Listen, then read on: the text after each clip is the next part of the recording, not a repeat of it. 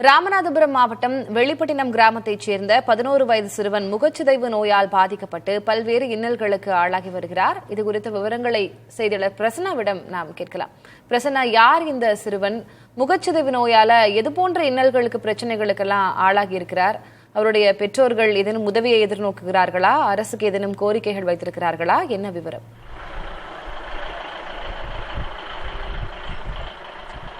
ராமநாதபுரம் மாவட்டம் வெளிப்பட்டினத்தை கிராமத்தைச் சார்ந்த சர்கத் பேகத்துடைய மகன் முகமது அத்தீப் என்கின்ற ஒரு 6 வயது 6ஆம் வகுப்பு படிக்கக்கூடிய ஒரு 11 வயது சிறுவன்.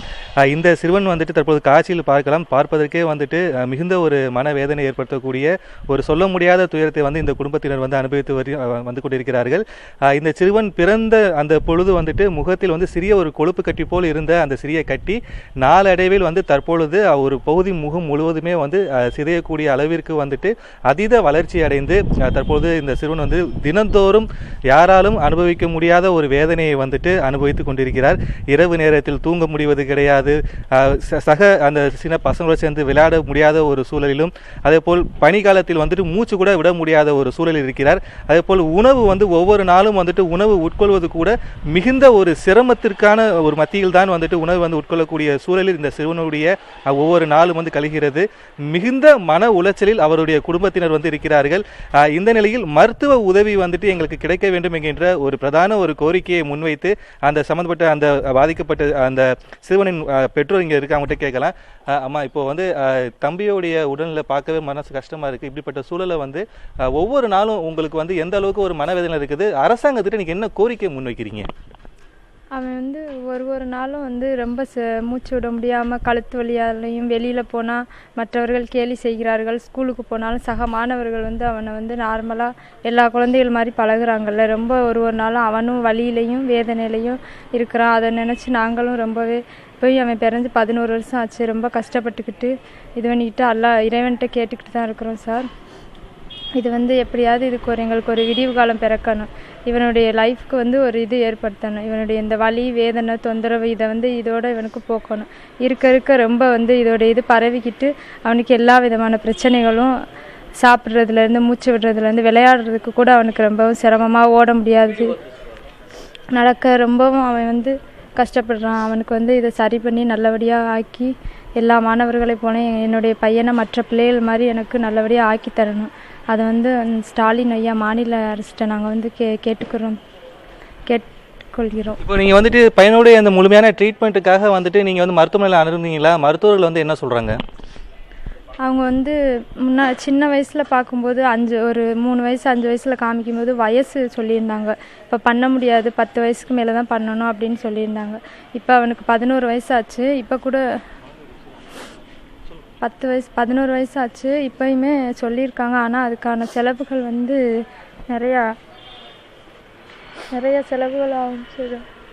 நீங்கள் நல்லபடியாக ஆக்கிட்ட நிறையா செலவுகள் வருது. நாங்கள் அன்றாட கூலி தொழில் செஞ்சு இது பண்ணிக்கிட்டு இருக்கோம். ரொம்ப வசதி இல்லாத எங்களால் எப்படி இதை என் தம்பி இது பண்ணுறாரு. நீங்கள் அரசு, தமிழ்நாடு அரசு ஸ்டாலின் ஐயா தான் எங்களுக்கு உதவி செஞ்சு என்னுடைய பிள்ளையோடைய அந்த இதை சரி பண்ணி அவனுடைய எதிர்காலத்துக்கு ஒரு இதை ஏற்படுத்தி தரணும் ஐயா.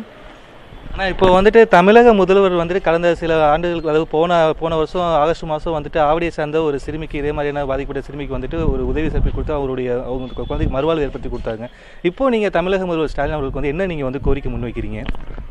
தானியா என்ற சிறுமிக்கு சென்ற ஆகஸ்ட் மாதம் இதேபோல ஒரு முகச்சிதைவு நோய் ஏற்பட்டு இதற்கான குணப்படுத்துதல் விஷயத்தை சுப்பிரமணியம் மாண்புமிகு மாநில அமைச்சர் அவர்களும் மாநில முதலமைச்சர் அவர்களும் கருத்தில் கொண்டு இந்த முகமது ஆத்திப் என்ற மாணவனுக்கும் 6வது படிக்கக்கூடிய மாணவனுக்கும் உயர்திரு மாண்புமிகு ஐயாக்கள் தயவுசெய்து அவர்களுக்கு கவனம் கொண்டு டானியாவிற்கு சிறப்பான வாழ்க்கையை ஏற்படுத்தி கொடுத்த அதே தருணத்தில் இவனுக்கும் சிறப்பான எதிர்காலத்தை உருவாக்கி தரும் வரை வழக்கறிஞராக என்னை அணுகினார்கள்.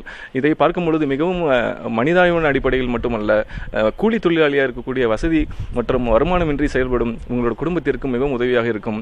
வளரக்கூடிய காலங்களில் மேலும் இந்த அக்ரவேட் ஆகி இவனோட வளர்ச்சியை மாற்றங்களுக்கு மென்மேலும் பாதிப்பு ஏற்படாத வகையில் ஆராய்ச்சி மூலமாகவும் குணப்படுத்துதலையும் மாநில அரசும் சிறப்பான ஒரு முடிவை எடுத்து தரும்படி மிகவும் தாழ்மையிட கேட்டுக்கொள்கிறோம். எங்களை அணுகும் பொழுது மிகவும் கவலைப்பட்டோம்.